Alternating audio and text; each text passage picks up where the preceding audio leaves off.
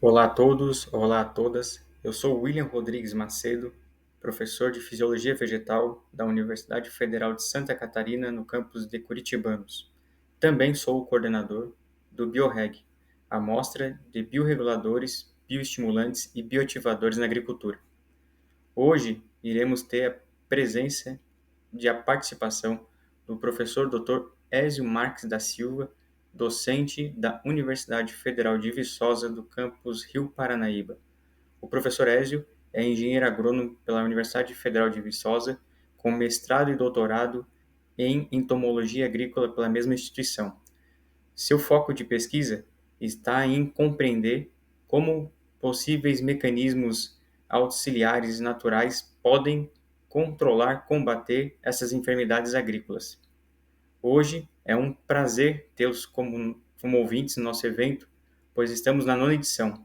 Desde 2016, estamos realizando o evento, sempre em colaboração com docentes e pesquisadores de mais distintas instituições do país. Para nós é uma enorme satisfação tê-lo como ouvinte e esperamos que o evento traga boas informações e boas memórias a vocês. Fiquem agora com a palestra do professor Ézio e, ao final do evento, será disponibilizado o contato do mesmo para sanar qualquer eventual dúvida. Obrigado e bom evento. Olá a todos que nos acompanham pelo canal do YouTube. Bem-vindo ao 9º BioReg, mostra de bioreguladores, bioestimulantes e bioativadores na agricultura. E o tema do nosso BioReg desse ano é bioreguladores, bioestimulantes e bioativadores, ferramentas inovadoras para o manejo fitossanitário. Então, esse ano tem uma ênfase diferente, que é o manejo fitossanitário. E desde já eu gostaria de agradecer, o convite do professor William para estar aqui ministrando essa palestra para vocês neste evento. Meu nome é Ézio Marques da Silva, sou docente da Universidade Federal de Viçosa, do campus de Rio Paranaíba, na cidade de Rio Paranaíba. Atualmente sou o coordenador da rede BioReg Minas, um projeto financiado pela FAPEMIG, e essa noite nós vamos ministrar para vocês a palestra com o tema Bioestimulantes e o Controle de Pragas. E falando da minha formação profissional, eu sou um engenheiro agrônomo formado pela Universidade Federal de Viçosa, com mestrado e doutorado em entomologia, com ênfase no manejo integrado de pragas.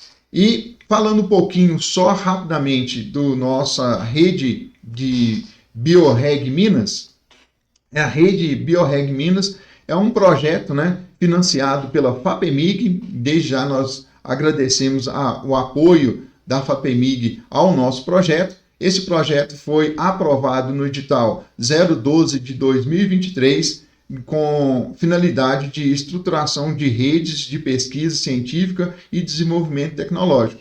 E nesse edital nós aprovamos então o projeto BioReg Minas, que é uma rede de desenvolvimento e pesquisa em bioreguladores e bioestimulantes agrícolas, e atualmente eu estou como coordenador dessa rede de pesquisa. Nessa rede de pesquisa estão envolvidos pesquisadores da Universidade Federal de Viçosa, da Universidade Federal de São João del Rei, da Universidade do Vale do Jequitinhonha e Mucuri, de Lavras, e também pesquisadores da EPAMIG. Então, é uma rede mesmo de pesquisa voltada para o desenvolvimento de pesquisas com bioreguladores e bioestimulantes. Então, mais uma vez, nosso agradecimento aí pelo espaço para podermos falar um pouquinho de bioestimulantes voltados para o controle de praga, que é uma também vertente dos bioestimulantes. Bom, para falarmos a respeito de bioestimulante, nós precisamos entender qual é o conceito por trás dos bioestimulantes. E eu busquei um conceito que está lá no Ministério da Agricultura, tá?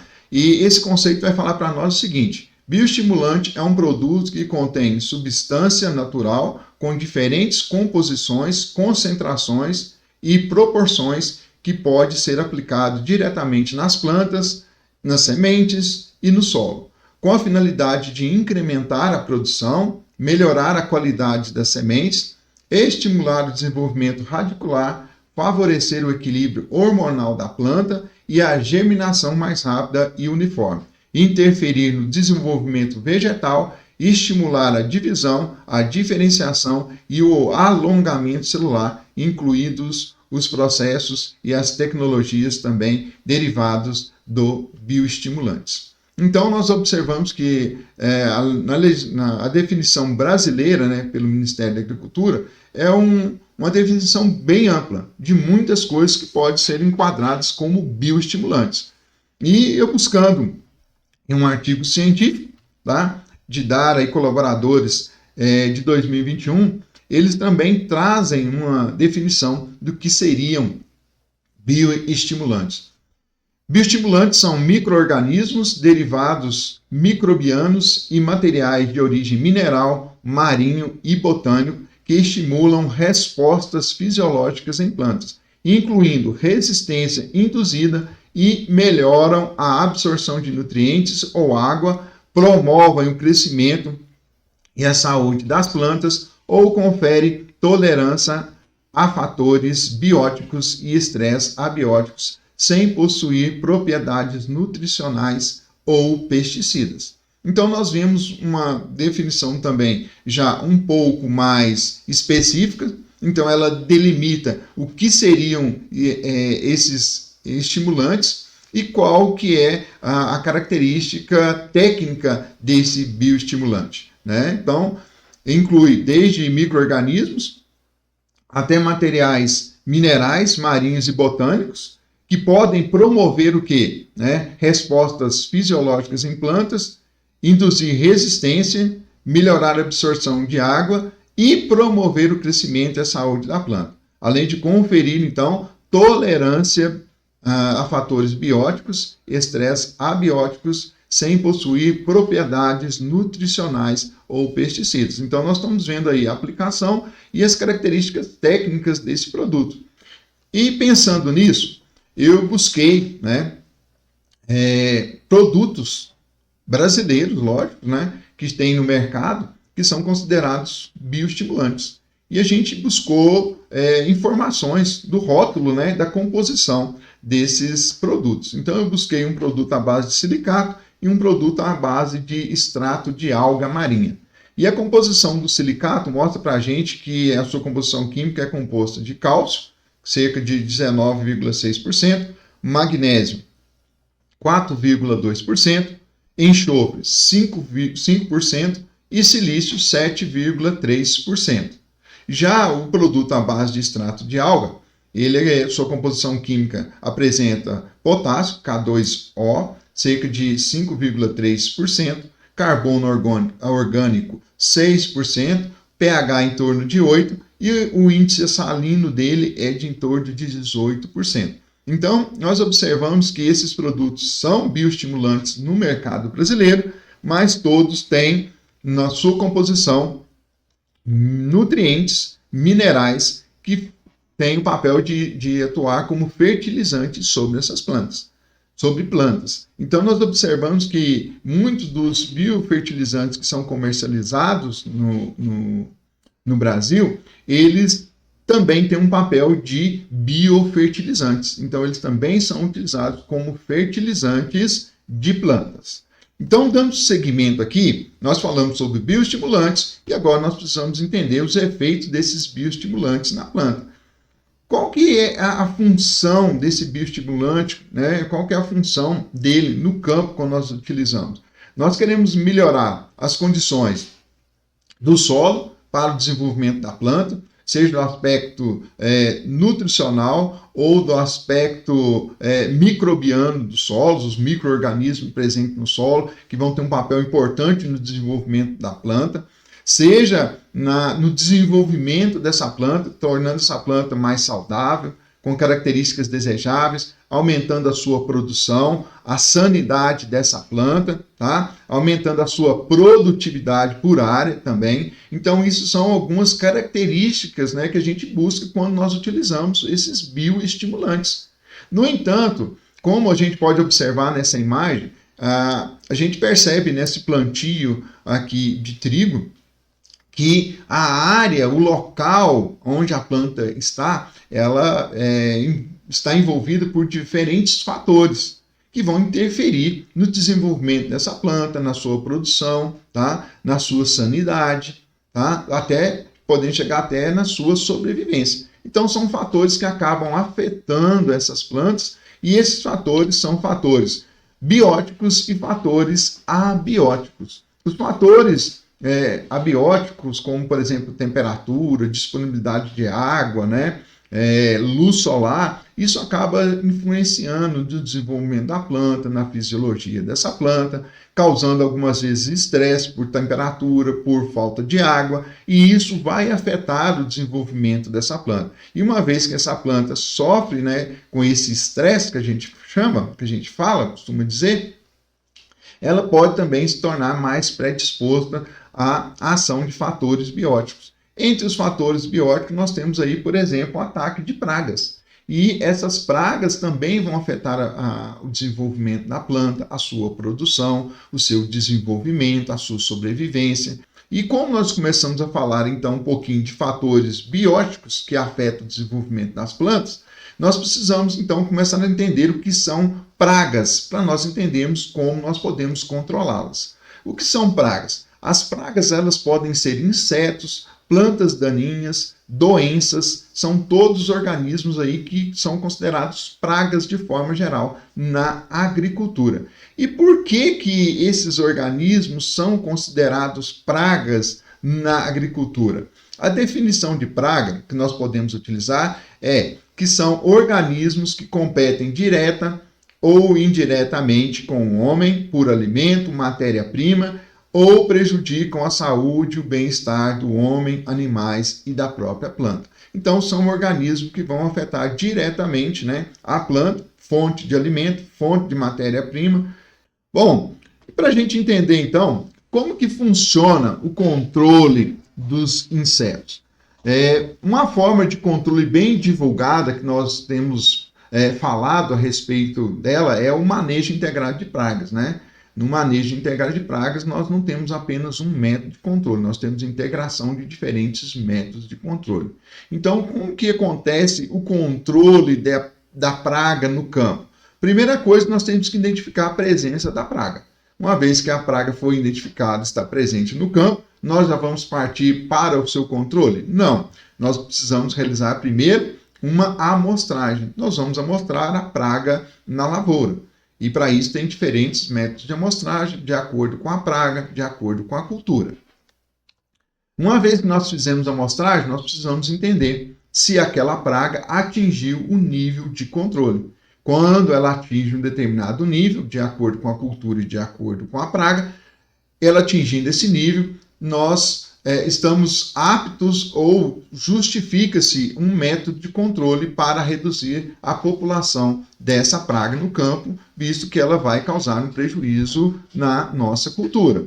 E quando essa praga atinge, então, esse nível de controle, nós vamos aplicar um método de controle. Como nós estamos trabalhando com o manejo integrado de pragas, nós temos diferentes métodos de controle. Nós temos o controle biológico, o controle cultural, o controle mecânico, resistência de plantas, controle químico e controle comportamental. No controle biológico, nós podemos usar insetos e micro-organismos para controlar a praga. Nós podemos usar no controle cultural, por exemplo, a sanidade da semente que nós escolhemos, o local que nós vamos plantar, o espaçamento da planta, a época de plantio, isso tudo são características que nós devemos observar para reduzir a incidência de praga. O controle mecânico, né, nós vamos utilizar métodos como, por exemplo, telado na produção de hortaliças, né, em ambiente protegido, ou mesmo na produção de mudas.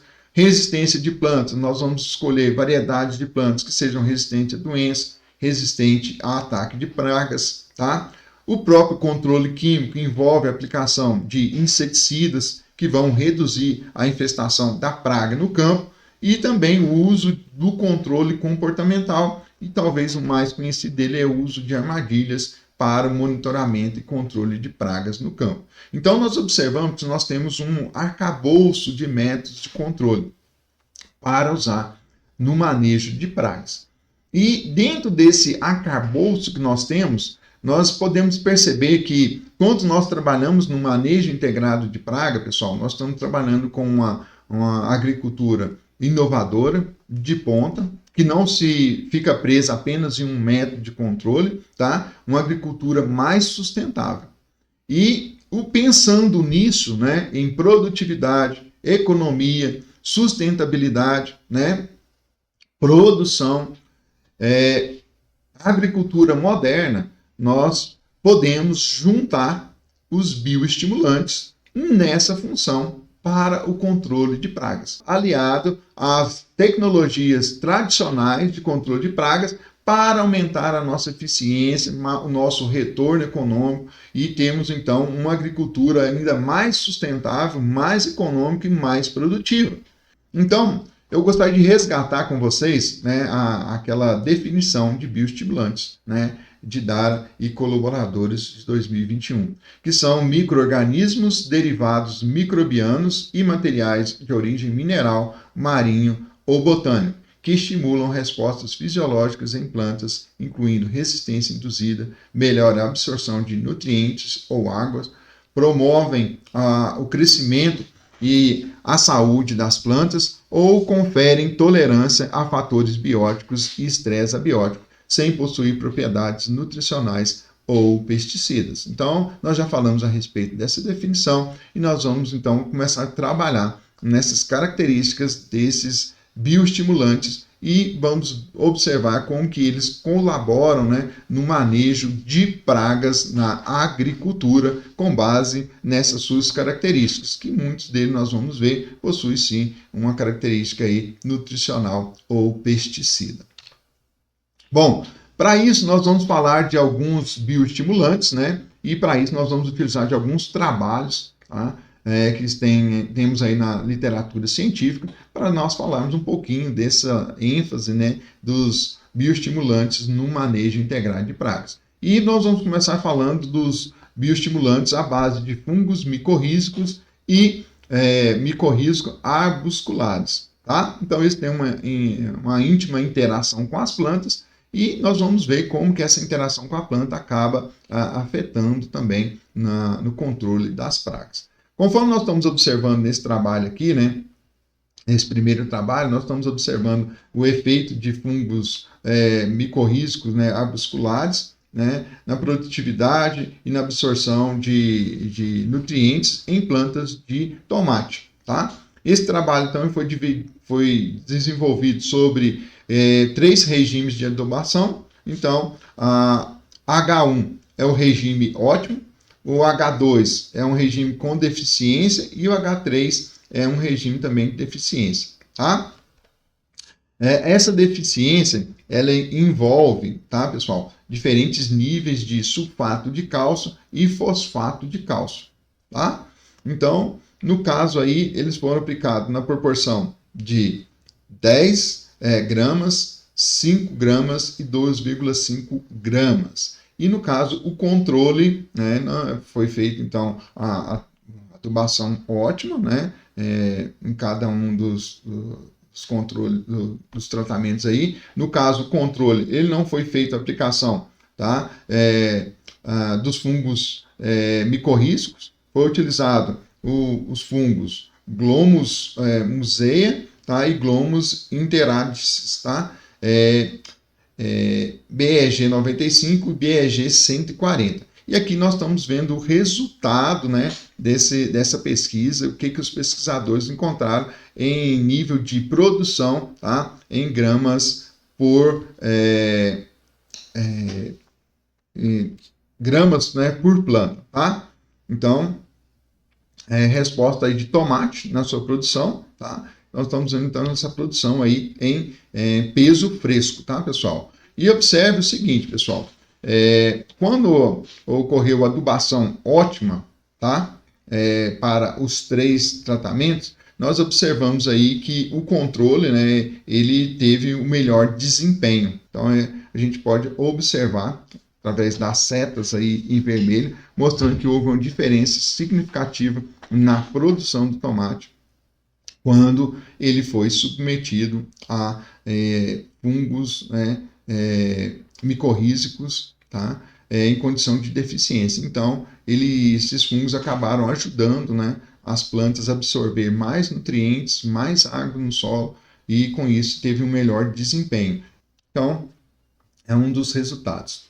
Ainda falando agora de fungos micorrízicos arbusculares, nós temos um outro trabalho com um outro fungo, no caso aqui o tricoderma, tá? Colonizando plantas de tomate, tá? E apresentando aí efeitos aí de barreira, né? Controle, né? De pragas. Então, o primeiro gráfico que nós estamos vendo aqui mostra a taxa de sobrevivência de Spodoptera, de larvas de Spodoptera litoralis, né? Até a pupação, tá? Alimentadas em folhas de tomate tratadas com tricoderma, tá? E, no caso do controle, eram plantas que não foram tratadas com tricoderma.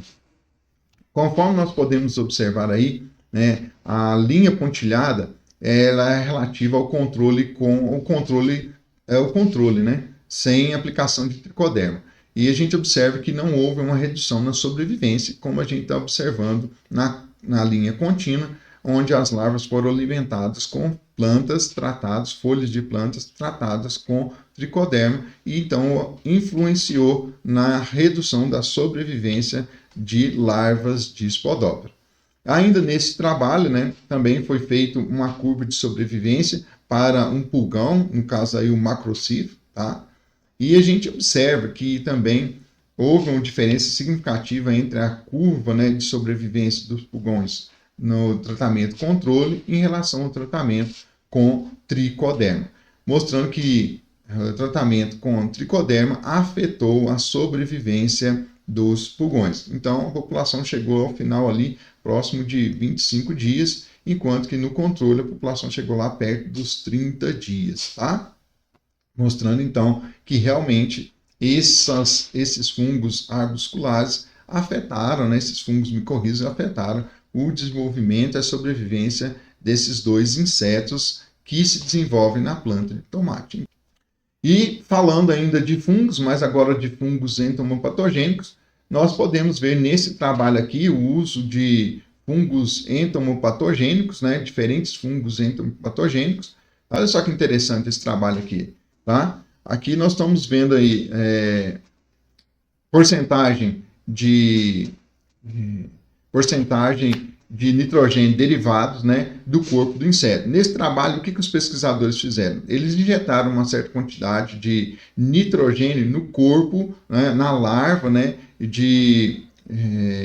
da lagarta da seda, Galéria melonella, né, um lepidóptero da família Pyralidae. Então, eles injetaram uma quantidade de nitrogênio e depois disponibilizaram essas lagartas para as plantas, né? Disponibilizaram essas lagartas no solo para ver se ocorria alguma transferência, né, desse nitrogênio para as plantas, tá? Nesse caso aqui, o que se observou, né?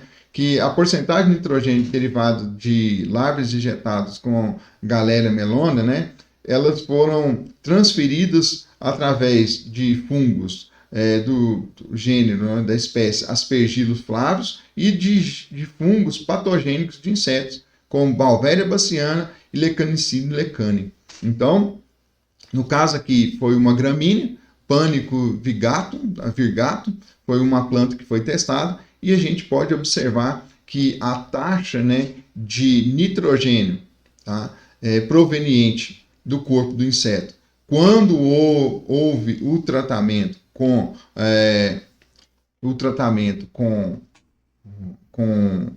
os fungos, foram diferentes.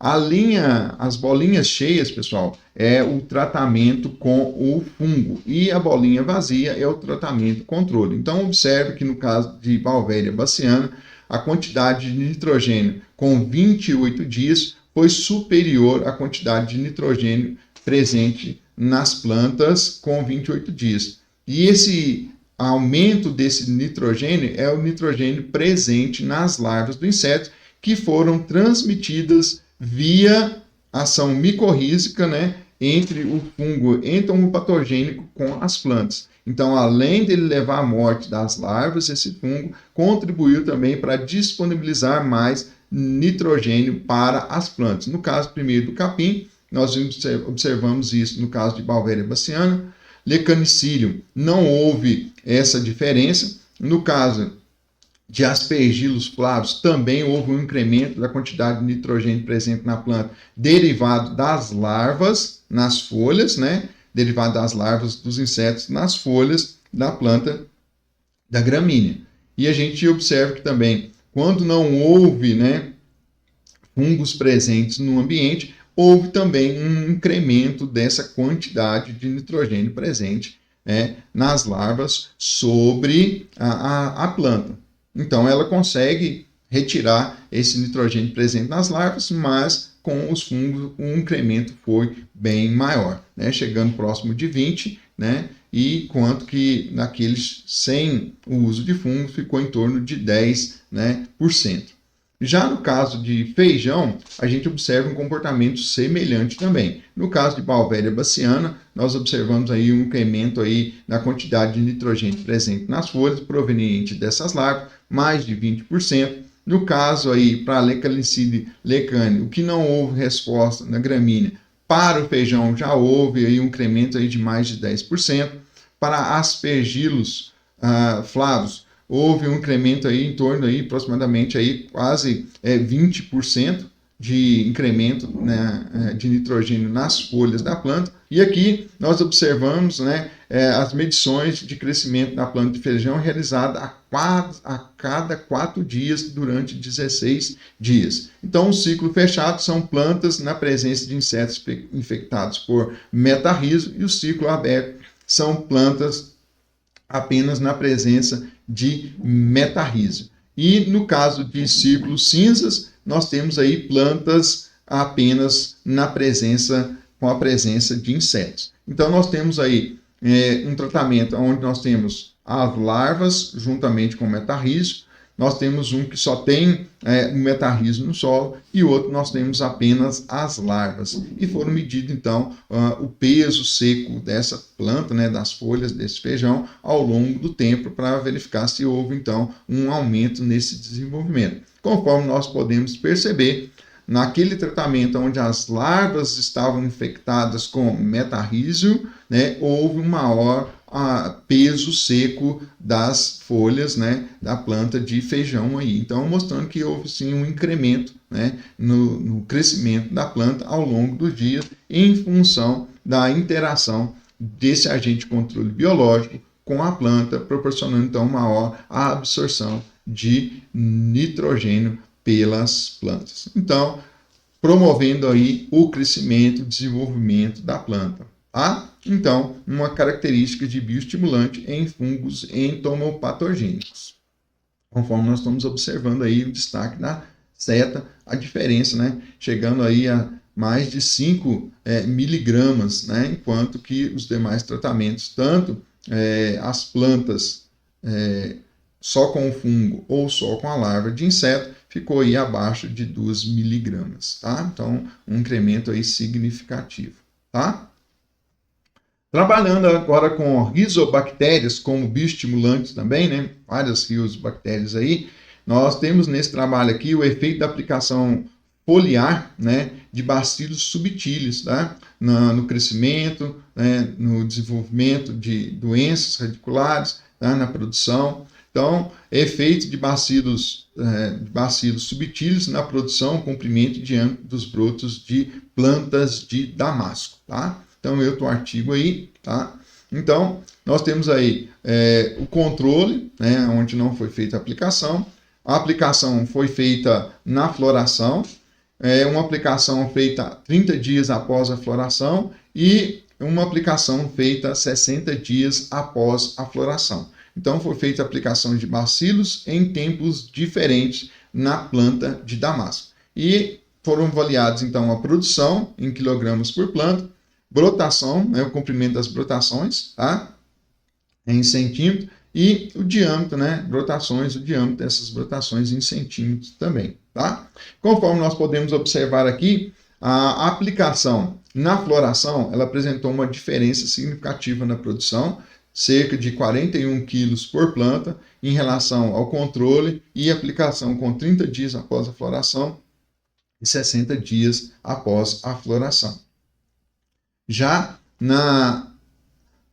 no comprimento das brotações, nós também observamos que houve um maior crescimento, né, maior alongamento das brotações, maior comprimento das brotações, quando a aplicação foi feita de bacilos subtilis lá na floração. E depois nós observamos também o diâmetro dessas brotações, né, em centímetros, foram significativamente diferentes em relação à testemunha quando a aplicação do bacilos foi feita na floração e foi feita 30 dias após a floração. Então, nós observamos que, além do uso do bioestimulante, os momentos adequados também acabam influenciando, né? Então, esse trabalho mostra, evidencia isso para nós, né? Como que o uso de rizobactérias, né? Um organismo vivo aí, um bacilos, acaba influenciando na produção e no desenvolvimento da planta, tá? E em momentos específicos para a sua utilização. Então, é isso que nos chama a atenção nesse trabalho. E ainda falando de rizobactérias, né, agora não na função de bioestimulante, mas na função aí de controle de pragas, tá? Nós temos aí uma resposta, né? Nesse caso aqui, o controle não é pela ação direta da bactéria, da rizobactéria, mas uma resposta no predador de pragas. No caso aqui, a tesourinha, né? Que o nome científico dela é Dorus lutapes, tá? Em plantas, tá? De Eruca sativa, tá? Com a aplicação aí da rizobactéria Bacillus amyloquefaces, tá? GB03. Então, foi feita a avaliação do comportamento da tesourinha em olfatômetro em tipo Y. Então, é um tubo com duas saídas, tá? Em forma de Y, onde a gente vai colocar, então, determinadas fontes para ver a escolha do caso do predador. Então, nesse caso aqui, nós vamos entender como foi feito o experimento e como foi feita a escolha do predador. No primeiro gráfico aqui, na letra A aqui, nós podemos observar, né, na letra A aqui, que de um lado do tubo foi colocado a planta, tá, de Eruca, e do outro não foi colocado nada. Então, simplesmente o ar atmosférico. Tá? E a tesourinha, ela teve uma preferência para aquele lado do tubo onde estava a planta. Tá? Então, aí chegou a mais de 80%, né, de escolha do inseto, no caso do predador, pelo lado da planta. E aqui, na figura, na parte B, né, do gráfico aqui, nós observamos que de um lado do tubo tínhamos a planta de Eruca, nós tínhamos aí o Bacillus e nós tínhamos uma praga, uma lagarta, no caso aqui a Spodoptera. Tá? E nesse caso aqui, o que nós percebemos? Que houve uma diferença significativa na escolha do predador, no caso a tesourinha, predador dessa praga aqui, em função do que ela encontrou. Tá? Aonde nós tínhamos aqui a planta de um lado mais a lagarta, do outro nós tínhamos a planta mais a lagarta também, só que junto nós tínhamos o quê? O Bacillus. E no caso a tesourinha sempre escolheu, né, a maior proporção das suas escolhas foi para o lado onde tínhamos a planta, a lagarta, né, de Spodoptera, mais o Bacillus. Então, observe que a escolha, né, a presença do Bacillus o influenciou na escolha do predador. Então, ele conseguiu, então, caminhar, né, localizar mais fácil a planta com a presença da sua presa. E em outro teste, também com outra lagarta agora é a lagarta de Plutella xylostella, tá? De um lado nós temos a planta mais a lagarta, do outro nós temos a planta mais a lagarta, mais a presença de bacilos. E novamente, a maior porcentagem das escolhas foram feitas para o lado, né, onde tínhamos a planta, a lagarta, mais o bacilos. Novamente, o bacilos influenciando na escolha do predador. E na parte C do gráfico aqui, nós observamos que nós temos, de um lado do tubo, a planta mais a lagarta, do outro lado nós só temos a planta. E aí o que aconteceu? Que o predador sempre escolheu o lado que tinha a planta, ou maioria das vezes, a planta mais a presa, a lagarta de Spodoptera. E no outro caso aqui nós temos a planta mais a lagarta de Plutella xylostella contra a planta sozinha. E o que aconteceu é que o predador, né, não houve diferenças significativas entre as escolhas do predador. Ou seja, o predador não conseguiu distinguir entre a planta sozinha e a planta mais a lagarta de Spodoptera frugiperda. Spodoptera frugiperda, não, Plutella xylostella, desculpa, tá? Me confundi aqui. Então, não houve uma diferença significativa para a escolha do predador frente a essas possibilidades de escolha. E quando foi feito, então, disponibilizado para o predador escolher entre a planta mais Plutella xylostella e a planta com Spodoptera frugiperda, né, ele, na maioria das vezes, ele escolheu atacar, né, ou ir para o lado, né, do tubo onde tínhamos a planta mais a Spodoptera frugiperda. Então, uma diferença significativa aqui na preferência desse predador. Então, em resumo, nós percebemos que o predador ele tem uma preferência maior por plantas atacadas por Spodoptera do que plantas atacadas por Plutella xylostella. Mas, na presença, né, de bacilos, né, de bacilos amiloquelefaces, né, a maioria das vezes ele escolheu, né, o local onde as pragas estavam junto com bacilos, ok? Então, a gente percebe que realmente a presença de bioestimulantes, no caso de rizobactérias, eles acabam favorecendo a emissão de compostos orgânicos voláteis, permitindo então a localização mais fácil de plantas atacadas por insetos pragas e contribui então para o controle dessas pragas via agentes de controle biológico. Então, é uma forma de controle indireto, uma vez que eles não afetam a praga em si, mas eles acabam proporcionando então a atração dos agentes de controle biológico para essas plantas atacadas, tá? Conforme nós estamos observando aí. Com relação às substâncias úmicas, nós temos aí substâncias úmicas, são substâncias, né, são materiais vegetais ou animais, né, oriundos da ação de micro-organismos que vão promover a decomposição desse material e esse resíduo, então, vai gerar as substâncias úmicas, que temos algumas substâncias úmicas aí, tá? E nesse trabalho aqui, plantas de feijão foram fertilizadas, né, com hidrolisados, né, de plantas de tomate, tá? Que foram utilizados como resíduo, né, nesse processo de obtenção dessas substâncias úmicas e foram avaliados, então, o efeito na produção de biomassa, né, no conteúdo de clorofila e na assimilação de nitrogênio. Então, é uma das propostas aí desse trabalho.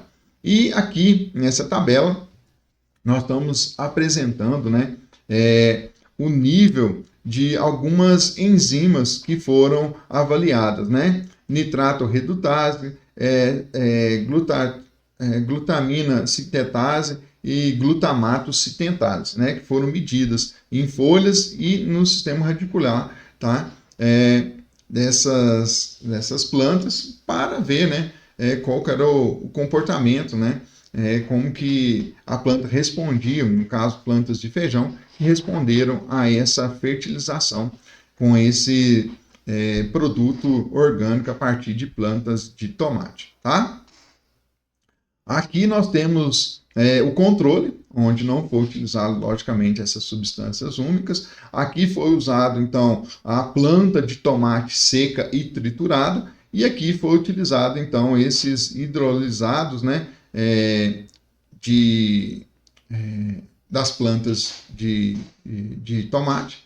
Então, esses hidrolisados solúveis em águas e os hidrolisados insolúveis em água, tá? Então, foram disponibilizados para a planta e nós vamos ver como que a planta respondeu na produção de algumas enzimas, tá?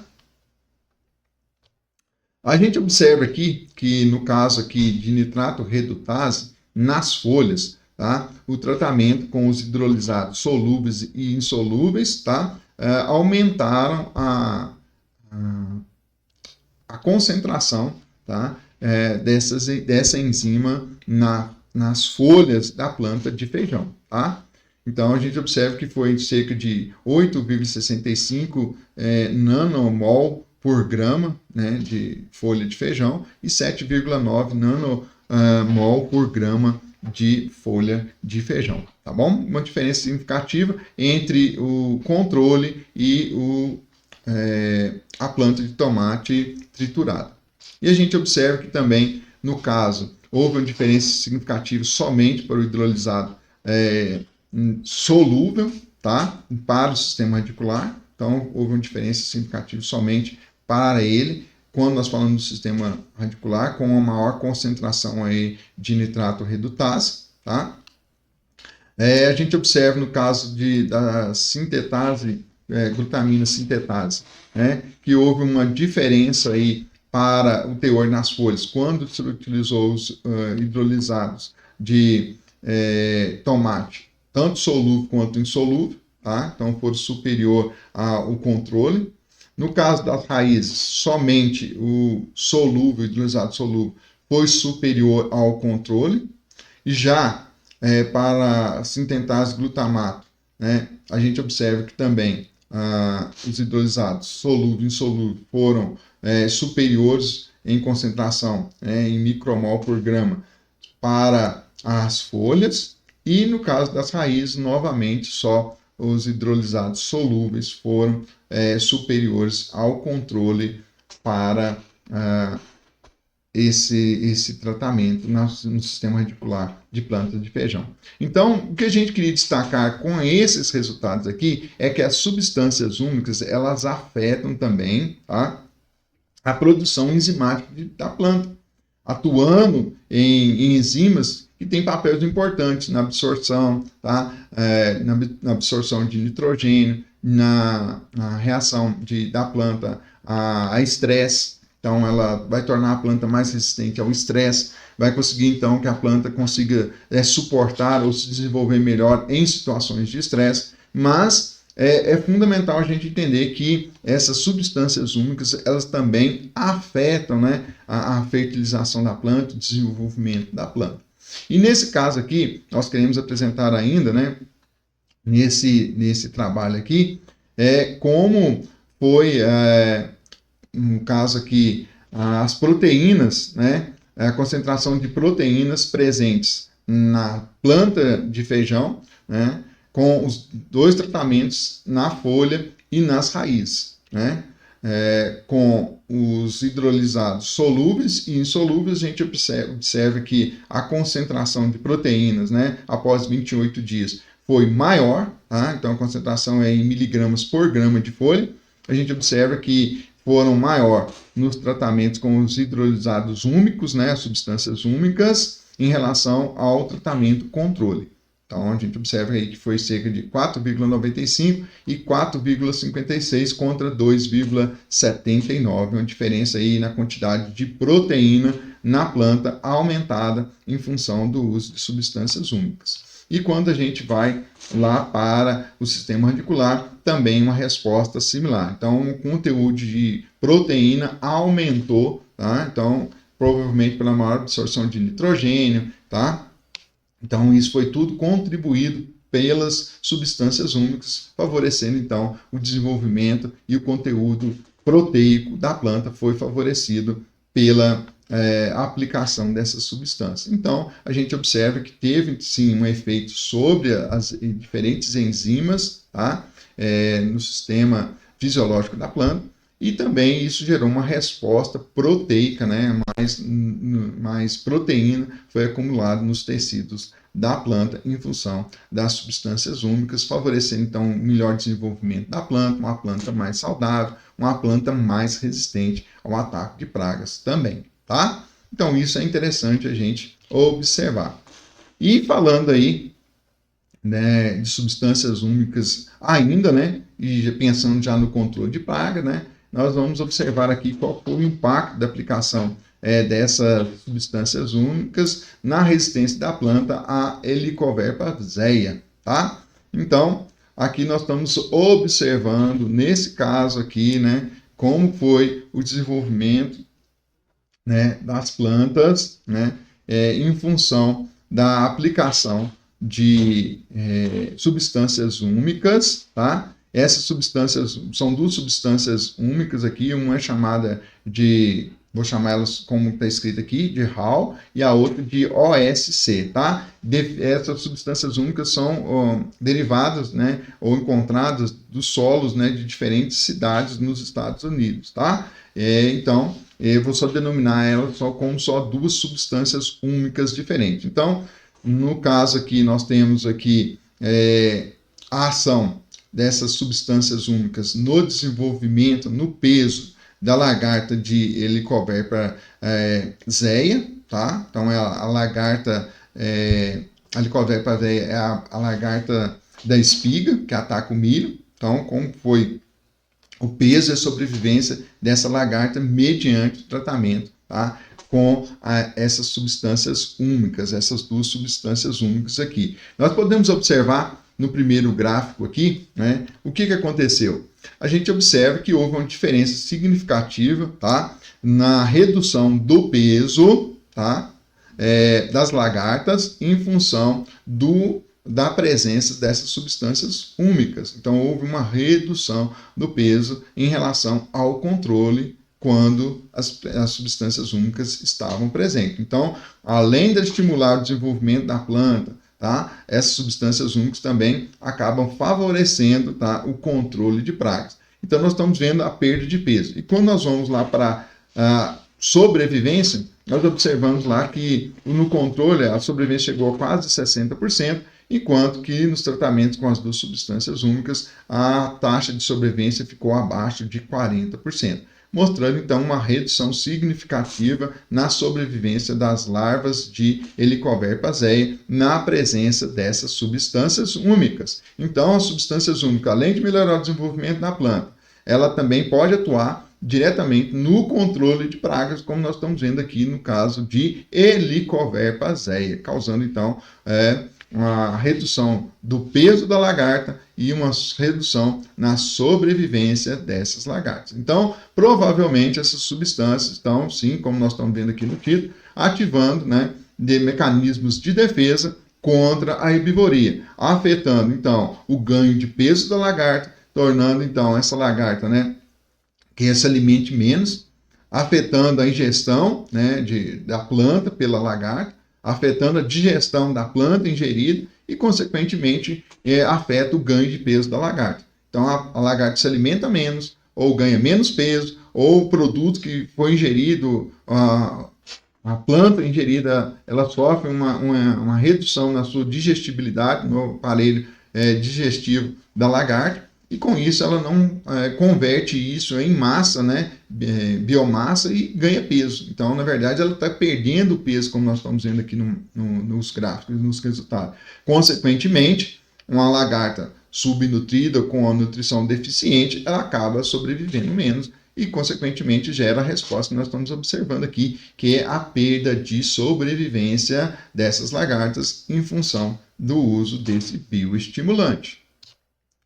E, caminhando aí, falando dos extratos de alga, o extrato de alga, a gente vê muitos produtos aí à base de extrato de alga e utilizados aí na agricultura de forma geral para desenvolvimento, né, de plantas, funcionando como bioestimulantes, como biofertilizante, muito utilizados aí, tá? Então, aqui nós estamos vendo nesse trabalho a associação de ácido úmico juntamente com microalga, né, como bioestimulante para aumento da produção, né, de alho, né, crescimento e desenvolvimento, crescimento e produção de alho. E aqui nesse de alho, né, de cebola, desculpa. E como nós estamos observando aqui, pessoal, nos resultados aqui, no primeiro resultado, nós estamos vendo a média de produção em quilogramas por hectare, tá? Qual que é a produtividade em quilogramas por hectare, tá? Utilizando diferentes, né, doses, tá, que foram aplicadas dessa microágua com o bioestimulante aí, no caso, ácido úmico, tá? Então, valor de produtividade e somatório dos rankings de bulbos de cultivares de cebola de mudas imersas em soluções de microalga, tá? Então, tá o nome da microalga aqui e ácido úmico. Então, as mudas foram tratadas por imersão e depois a gente vai ver qual foi o resultado. Então, tratamento controle, sem nenhuma disponibilidade de microalga e ácido úmico, 0,3 gramas por litro, primeiro tratamento, e 0,6 gramas por litro de ácido úmico e microalga para ver o tratamento das mudas de cebola. Então a gente observa que nós temos aqui duas cultivares de cebola, a cultivar BR29 e a cultivar Perfecta, né? Então esse aqui é o resultado, esse gráfico aqui é referente à Perfecta e esse gráfico aqui é referente à BR29. Nós observamos que a Perfecta em todos, né, nesse caso aqui, teve uma maior produtividade, tá? Então, uma maior produção em relação à BR29, desculpa, em relação à BR29, teve uma maior produção. E a gente observa que houve uma diferença significativa somente entre o tratamento Perfecta entre ela mesma, né? Então, uma diferença entre esse tratamento a zero, a produção dele foi inferior à produção dos tratamentos com 0,3 gramas e 0,6 gramas. E quando a gente observa no caso da BR29, não houve diferença significativa entre os tratamentos, né? Então a produção foi igual a 0, 0,3 e 0,6. Mas quando nós observamos a comparação entre as diferentes cultivares, nós observamos que existe uma diferença significativa. Tá? Então, a letra minúscula é para comparação entre as cultivares. Então, para todos os tratamentos, houve uma diferença significativa entre as cultivares, no caso da produtividade. Tá? Quando nós vamos lá para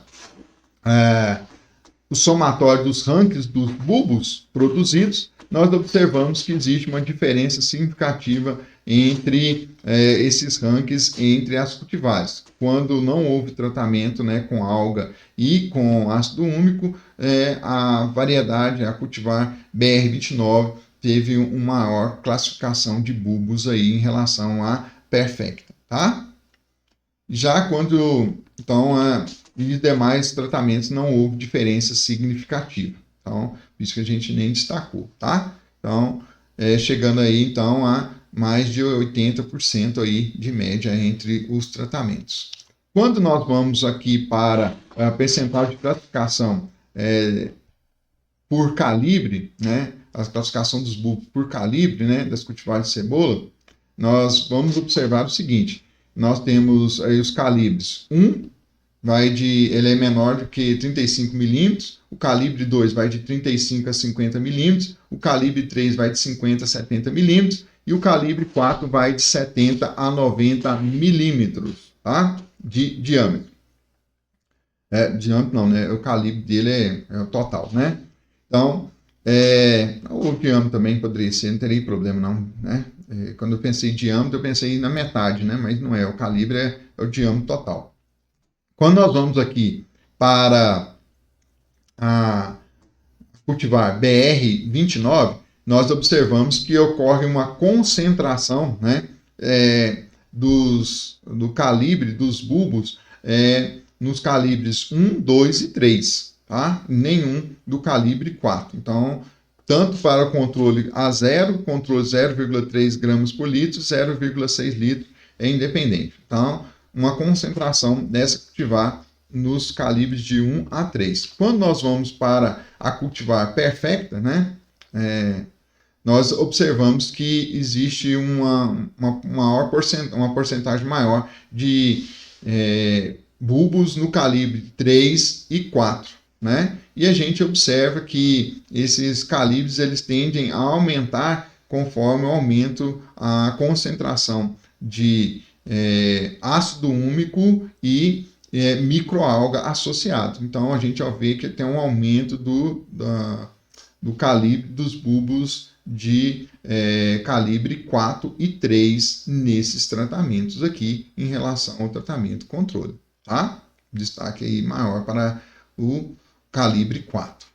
Ok? Então a gente observa que esse bioestimulante está desenvolvendo, né, a produção, aumentando a produtividade das plantas, tá? Em função do uso de microalga e ácido úmico. Então, além de aumentar a produtividade, aumentou também a proporção de bulbos de maior calibre, né, de maior tamanho, né, consequentemente maior retorno aí econômico. Quando nós estamos falando aí de extrato de algas, nós podemos avaliar aí, né, o crescimento, né, de populações de afídeo, né, no caso aqui, brevicorino, né, mortalidade de brevicorino em função da concentração de um extrato de alga marrom, tá, pessoal? Testado nas condições do laboratório, tá? Para verificar qual foi o possível efeito desses extratos de alga marrom sobre a sobrevivência de uma praga, né, que ataca aí diversas culturas, né, brevicorina brássica, no caso aqui, de plantas, né, para atacar repolho, couve, brócolis, tá? Então, uma série de plantas são atacadas por esse agente praga aqui, tá? Brevicorina brássica. E nesse gráfico aqui, nós observamos que, no caso da ação dessa alga marrom, tá? Esse extrato de alga marrom, chamado de Ecol, né? O Ecol, né? Causou uma redução na sobrevivência dos pulgões, tá? Aqui a gente observa que no controle a mortalidade ela chegou em torno de 40%, né? Enquanto que nos tratamentos, né, com 10 a menos 4, 10 a menos 5, 10 a menos 6 e 10 a menos 7, a mortalidade aí chegou a mais de 80%. E depois ela caiu um pouquinho aqui, né, na maior concentração, ela caiu um pouquinho aqui abaixo de 80%. Mas em todos nós observamos que existe uma diferença significativa entre o controle, mostrando que o extrato de alga realmente afetou, né, o desenvolvimento, né, de brevicorina, né, de um pulgão, tá? Sobrevivência do pulgão, praga, né, de repolho, de brócolis, né, de couve, de forma geral, aí ele foi afetado pela presença desse extrato de algas marrom. Então, a alga marrom não afeta só o desenvolvimento da planta, mas também tem um efeito aí, né, de afetar populações, no caso aqui da praga de pulgões. Além disso, extratos botânicos também acabam, né, sendo bem conhecidos aí na agricultura para o controle de praga. Além do controle de praga, esses bioestimulantes também podem trabalhar como bioestimulante na agricultura. O uso de extrato botânico, né, para controle de pragas já é bem conhecido, mas esses bioestimulantes também podem funcionar como bioestimulante para o desenvolvimento de planta. Inclusive, nós temos trabalhado no laboratório com alguns extratos de planta, buscando avaliar, né, o efeito desses extratos no desenvolvimento de plantas, né, no tratamento de semente, no desenvolvimento, na produção, na sanidade da planta, né, no estabelecimento, no vigor, né, na taxa de germinação das plantas em campos, como que isso é afetado por esses extratos botânicos. E nesse caso aqui nós temos um trabalho onde foi avaliado o efeito de pulverização foliar de extrato aquoso de alho na pré e pós-transplante, tá? Sobre as enzimas antioxidantes, oxidantes, superóxido de dismutase, peroxidase e teor de malotidaldeído, né, em folhas de berinjela. Então, uma aplicação semanal de 1 vez, 2 vezes e 3 vezes, tá? 3 aplicações. Então, nesse tratamento foi feito apenas uma aplicação, nesse tratamento foi feito 2 aplicações, uma na primeira semana, o outro na segunda semana, e esse aqui foram feitas 3 aplicações, uma na primeira, outra na segunda e outra na terceira semana. Então, diferentes aplicações aí, e no controle onde não foi feita a aplicação, né, de extrato botânico, né, de alho sobre as plantas de berinjela. E conforme nós observamos aqui, né, no caso da sódia, né, a superóxido de dismutase, nós observamos que ocorreu um aumento, né, na concentração dessa enzima quando ela foi aplicada em pré-transplante e uma redução quando foi aplicada em pós-transplante, tá? Então, a gente observa que houve uma diferença significativa, tá? Desse tratamento aqui na primeira semana, né? Do controle, tanto no pré-transplante quanto pós-transplante. Então, diferiu significativamente do controle e os demais tratamentos não diferiram do controle, seja 2 aplicações ou 3 aplicações. E já no caso da peroxidase, da enzima peroxidase, a gente observa que quando houve 2 aplicações, houve uma diferença significativa do testemunha, né, do controle, tá? Mostrando um aumento na concentração, né, na quantidade, da unidade, né, dessa enzima, da atividade dessa enzima, tá?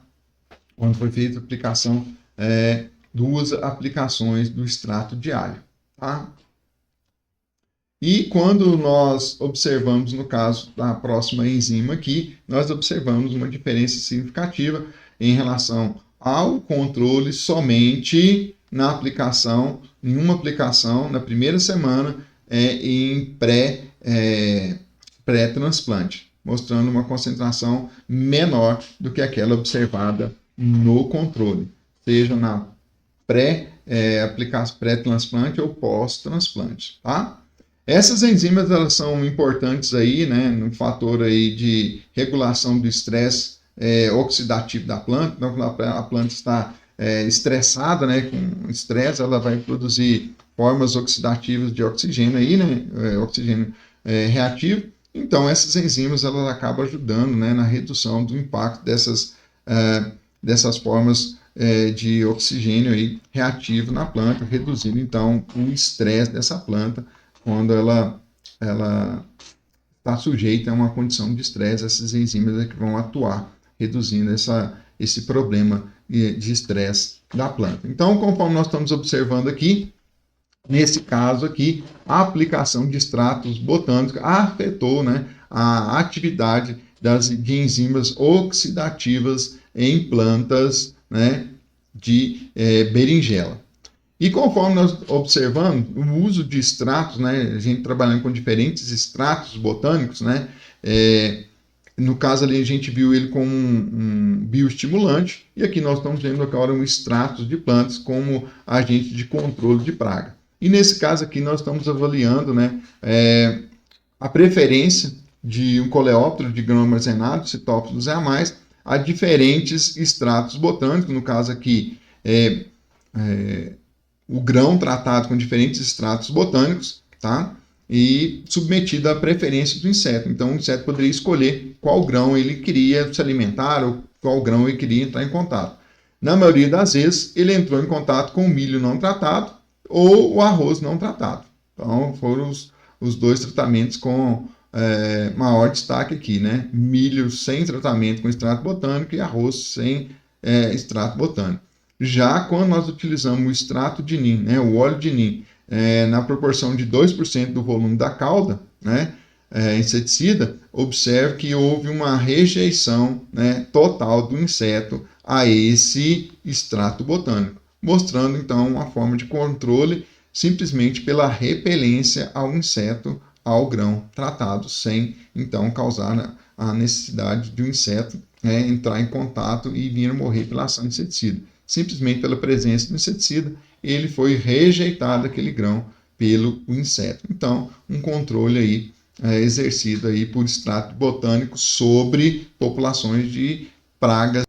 E eu gostaria de deixar algumas reflexões aqui para a gente já caminhar para o final da nossa palestra de hoje, né, eu gostaria de fazer alguma reflexão no sentido de que o uso do bioestimulante no manejo integrado de pragas. Conforme nós observamos ali, nós temos bioestimulantes que estimulam o desenvolvimento da planta, mas também afetam, né, o ataque de pragas no campo. Conforme nós observamos, nós percebemos aqui, o ambiente agrícola é um ambiente muito complexo.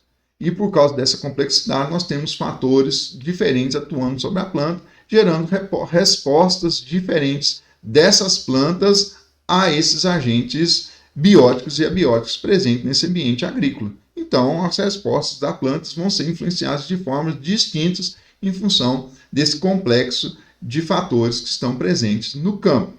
Tá? O bioestimulante ele é apenas mais uma ferramenta disponíveis para a agricultura. Então, nós temos que ter ciência que o bioestimulante ele não é o salvador da pátria. Não é ele que vai resolver todos os nossos problemas. Então, ele é apenas mais uma ferramenta a ser utilizada e nós precisamos entender como nós vamos utilizar essa ferramenta, seja para o desenvolvimento da planta, buscando sanidade dessa planta, produtividade dessa planta, melhoria das condições de solo. Como nós vamos aplicar essa ferramenta? Ou nós vamos utilizar ela somente como um bioestimulante no sentido de proporcionar um melhor desenvolvimento da planta. Ou nós vamos agrupá-lo também para a utilização como um agente de controle de pragas. Conforme já nós falamos anteriormente, né, nós falamos aqui da utilização de bioestimulantes, né, no caso de ácido úmico com o uso de microalgas, né? Então, os bioestimulantes, eles podem ser combinados? Eles podem ser combinados como nós observamos. E eles podem ser combinados não só entre os bioestimulantes, mas com outros métodos de controle também. Só que nós precisamos entender como essas combinações vão funcionar. Porque nem sempre uma combinação ela vai ser favorável para os dois bioestimulantes que nós estamos falando ali. Pode ser que em uma combinação pode ocorrer um efeito sinergista, como nós vimos no caso da alga com ácido úmico, ou pode ser um efeito contrário. Um inibir o efeito do outro. E aí, então, nós investimos em dois produtos e nós caímos, então, pela eficiência pela metade, se esses produtos não forem compatíveis. Então, nós temos que tomar cuidado com isso. Nós temos que entender que cada espécie de planta tem suas particularidades. Então, um bioestimulante que funciona muito bem para uma determinada espécie de planta pode não funcionar tão bem para outra espécie de plantas. Então, nós precisamos entender que, mais uma vez, o bioestimulante não é um salvador da lavoura, né? Ele é apenas mais uma ferramenta. E nós precisamos entender que cada planta tem as suas peculiaridades no seu desenvolvimento. Nós precisamos entender em que momento nós precisamos aplicar esse produto, em qual momento a planta vai exigir, né, que aquele bioestimulante seja aplicado. Então, nós precisamos pensar até em relação a isso, porque se nós aplicarmos em qualquer momento, será que a planta vai gerar uma resposta satisfatória? Nós vimos ali, no caso de berinjela, que foi feita a aplicação no pré-transplante e no pós-transplante, e as respostas eram diferentes. Então, nós precisamos saber até posicionar em que momento nós devemos aplicar. Além disso, nós estamos trabalhando com bioestimulantes que são produtos com exigências diferentes. Extrato de alga tem uma exigência, né? Extrato botânico tem uma exigência. Quando eu estou trabalhando com rizobactérias, com bacilos, né? Nós temos exigências diferentes, seja no posicionamento desse produto, seja no armazenamento. Muitas vezes eu estou trabalhando com um organismo vivo, então, se eu não souber lidar com esses organismos ou com esse produto, eu posso levar, então, a ineficiência do meu produto, simplesmente pela forma incorreta de manejá-lo. E eu falo isso nem no campo, mas no próprio armazenamento. Então, nós precisamos tomar cuidado com relação a isso. Nós precisamos ter uma aproximação da indústria, dos pesquisadores, dos produtores, né, para que nós possamos entender, né, qual que é a demanda de cada um, quais são as lacunas de cada um e quais são, então, os caminhos, né, que nós devemos avançar no sentido de trabalhar, de entender, de trazer inovações a respeito do uso do bioestimulante na agricultura. É um ramo que está crescendo, que tem desenvolvido, tem ganhado força, mas ainda carece ainda de muitas pesquisas e por isso nós precisamos ter esse apoio, tanto do setor privado, como do setor público, como também entre os pesquisadores, entre as instituições de pesquisa, tá, que trabalham, os pesquisadores em si, e não esquecer, né, de envolver o produtor, que é onde esse produto, né, os bioestimulantes vão atuar, né, vão ser mais entendidos no sentido de o dia a dia, né, a vivência ali no campo. Então precisa ter essa integração, essa proximidade, para que esse setor, para que o conhecimento, a divulgação, ela se propague, né? E com isso a gente possa compreender, estudar e melhorar todas essas aplicações que nós temos vistos aí dos bioestimulantes, tá? Bom, tem um potencial de uso, como nós vimos aí, no manejo de pragas, tá? Mas a gente não pode ficar restrito só no controle de pragas, tá? Os bioestimulantes podem ser usados também no solo para melhoria da microbiota, pode ser utilizado no controle de doença, pode ser utilizado aí para minimizar os problemas com estresse abiótico de plantas. Então, não é só restrito à praga ou à parte de desenvolvimento de planta. Tá? Então vai muito mais além. Então tem muitas outras aplicações a serem pensadas e utilizadas aí pelos bioestimulantes, né? Resistência de pragas, uma vez que nós trabalhamos com bioestimulantes que têm efeito pesticida ou inseticida sobre alguns insetos, é preciso sim monitorar esse efeito, se vai ocorrer algum impacto, né, no sentido de desenvolvimento de resistência de pragas a esses bioestimulantes. Então, é preciso sim ter esse monitoramento. O posicionamento adequado, como eu falei, vai ser aplicação no solo, vai ser aplicação no tratamento de semente, vai ser aplicação foliar. Pode ser que eu faça uma aplicação em tratamento de sementes e eu inibo, né, vai ter uma inibição da germinação da semente. Mas pode ser que esse bioestimulante ele é adequado para fazer uma aplicação foliar. Tá? Então eu tenho que pensar também qual é o melhor posicionamento do meu produto. Então são reflexões aí que a gente precisa ainda pensar. Tá? Logicamente é preciso passar ainda por melhorias, né? Uma vez que os bioestimulantes eles proporcionam uma melhoria do substrato, do suporte da planta no campo. Então, sem soma de dúvida, nós precisamos pensar nisso. Mas uma vez que ele promove essa melhoria, né, do desenvolvimento, do suporte da planta, a gente tem que pensar que ele também está proporcionando também suporte e desenvolvimento para outros organismos. Então, a gente tem que estar atento com relação a isso. Como utilizar, em que momento utilizar, concentração utilizar, para que a gente não exagere na dose, né, vamos dizer assim, e a gente, ao invés de conseguir resolver um problema, a gente cria outro, tá? Além disso, estratégias são importantes, né? São importantes estratégias para uma agricultura moderna, como nós estamos falando.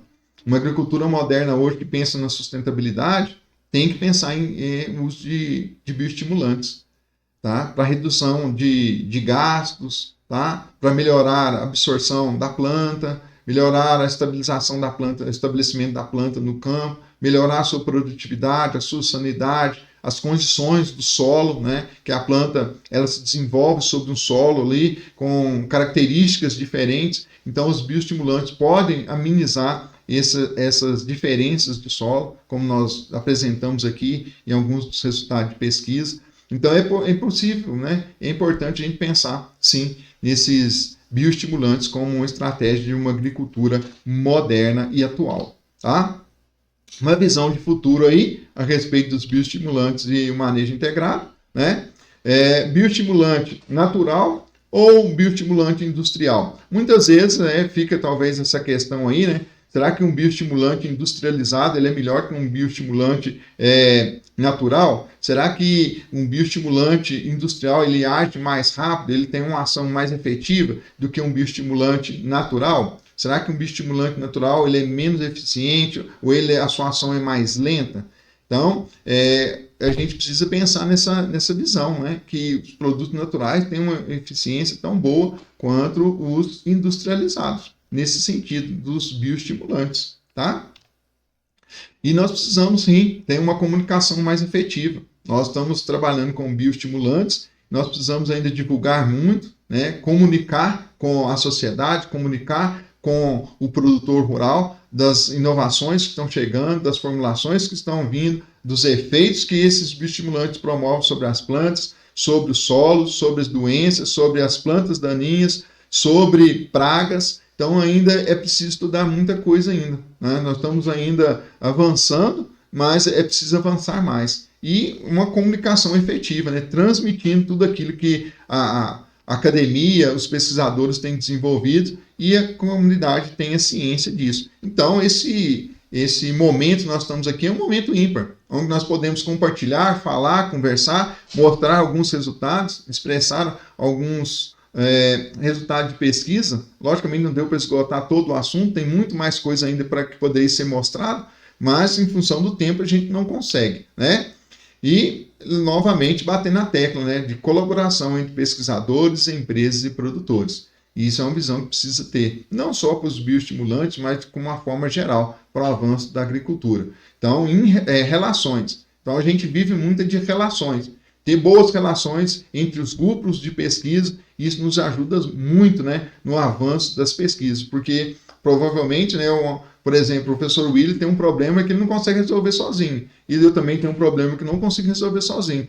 Nos juntando, né, grupos de pesquisa, né, nós podemos chegar a um resultado satisfatório para ambos, né, e para a sociedade. Então, tirar um pouquinho aquela coisa que o pesquisador ele detém, né, o conhecimento, não, vamos compartilhar, vamos estar prontos aí, né, a interagir, né, formar grupos, como nós formamos aí o grupo aí do BioReg Minas, uma rede de pesquisa. Então, quanto mais rede de pesquisa nós tivermos, mais rápido, né, a tecnologia vai avançar e mais rápido ela vai chegar no campo para os produtores e, consequentemente, nós vamos ter aí, né, uma agricultura mais eficiente, mais sustentável, né, e de forma mais assertiva, como nós já falamos. Buscar o entendimento das possíveis interações na utilização dos bioestimulantes. Logicamente, nós estamos falando de um ambiente complexo como é o ambiente de cultivo. Vários fatores ali interagem, né, tanto com a planta, como também com os bioestimulantes. Então, é preciso avançar ainda, né, nesses conhecimentos, nesse entendimento de como os fatores bióticos, os fatores abióticos podem afetar, né, a ação desses bioestimulantes no campo. Uma vez que o solo já tem sua microbiota própria, nós estamos introduzindo outra microbiota, outro produto com outra característica. Então, isso, cada dia mais, é preciso a gente estudar e entender, né? Quais as concentrações que precisam ser utilizadas, em que momento precisam ser utilizados, né? E uma coisa que nos chama atenção é que é possível, né, a incorporação dos bioestimulantes no controle cultural. Pensando lá no preparo, né, da cultura, né, para a época de plantio, né, na escolha da semente, nós também podemos já pensar no uso de estimulantes, visando também bioestimulante, visando o controle de pragas. Então, qual bioestimulante que eu vou utilizar, né, em que momento que eu vou utilizar, qual que é o papel desse estimulante para o desenvolvimento da planta, como que ele atua na fisiologia da planta, como que a planta desenvolve, o que ele proporciona, né, qual rota metabólica ele vai ativar, como a planta vai se comportar, e em função dessa visão, nós podemos pensar na visão de como isso vai afetar também a população de pragas. Então, nós precisamos, sim, pensar nos bioestimulantes como um agente de controle cultural de pragas dentro do manejo integrado. E, novamente, né, a visão de futuro é continuar investindo em pesquisa, isso é fundamental, isso é necessário para o desenvolvimento de qualquer setor, né, não só da agricultura, mas investimento. Então, investir em pesquisa não é jogar dinheiro fora, tá? É economizar dinheiro, é ganhar tempo, é evoluir, é avançar nas tecnologias. É nisso que nós precisamos pensar, tá bom? Bom, concluindo a nossa apresentação, né, nós podemos dizer que os bioestimulantes podem atuar no controle de pragas, mas isso vai depender de alguns fatores, como a fonte do bioestimulante, a formulação que nós estamos utilizando, tá? A taxa de aplicação, entre outros parâmetros aí que precisamos entender, conforme nós já discutimos, nós mostramos aqui vários bioestimulantes com diferentes ações e reflexos na planta e no ataque de pragas.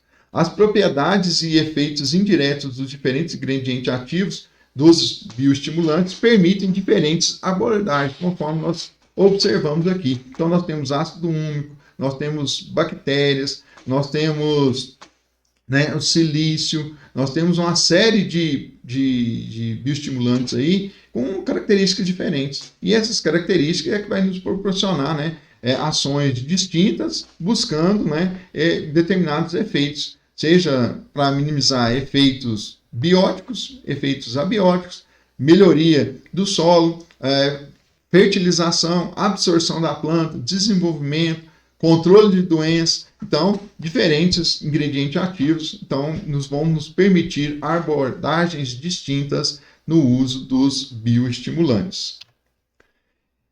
E a tendência hoje é o aumento, né, na utilização dos bioestimulantes, né? Assim como nós vimos falar até pouco tempo atrás muito pouco de controle biológico, nós vimos falar muito pouco de bioestimulantes. E hoje é uma tendência crescente falar de controle biológico e falar no uso de bioestimulantes na agricultura. Cada dia a gente encontra um produto novo saindo com um rótulo de bioestimulante, né? E com efeitos interessantes, tá? Então, a tendência é que esse tipo de produto, né, venha a crescer cada dia mais e a sua aplicação, como a gente tem visto, vão mudar muito, né? Vão várias vertentes aí, várias aplicações, né? Várias outras abordagens vão surgindo aí à medida que a gente vai avançando no conhecimento científico. E isso é muito bom, tá? Para nós, para fazermos ciência, né? Fazemos pesquisa, como para as empresas, como também para os produtores que vão ser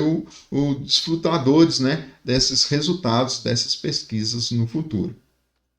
Bom, eu queria então agradecer, né, pelo acompanhamento, pela paciência de todos aí que ficaram me ouvindo até agora, tá? Agradecer aí a colaboração da Universidade Federal de Viçosa, colaboração da EPAMIG, da Universidade Federal de Lavras, da Universidade Federal de São João del Rei, da Universidade Federal do Vale do Jequitinhonha e Mucuri, tá? E do Instituto Federal de Roraima também, pelo apoio aí na realização desse evento, tá? Apoio aí, agradecer o apoio aí da Sociedade Brasileira de Fisiologia Vegetal, né?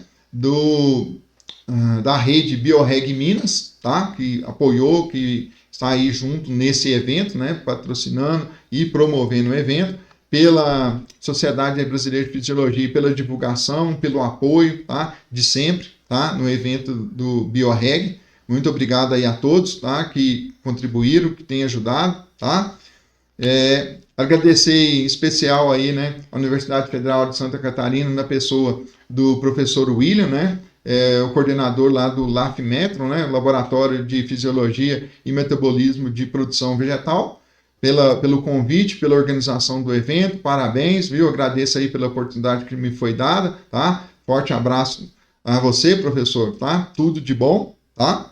E aqui fica o meu contato, tá? Meu grupo de pesquisa aqui na Universidade é o GREA, né? Grupo de Estudos em Entomologia Agrícola. Aqui estão meus contatos, tá? Meu telefone, tá? Telefone da minha sala, meu e-mail pessoal. Então, eu só tenho a agradecer, né? Pela oportunidade e pela presença de todos que nos acompanharam até aqui. Então, tenham todos aí um bom final de semana, né? Na sexta-feira, finalizando aí com a nossa palestra. Muito obrigado aí, um abraço a todos, fique com Deus e até mais.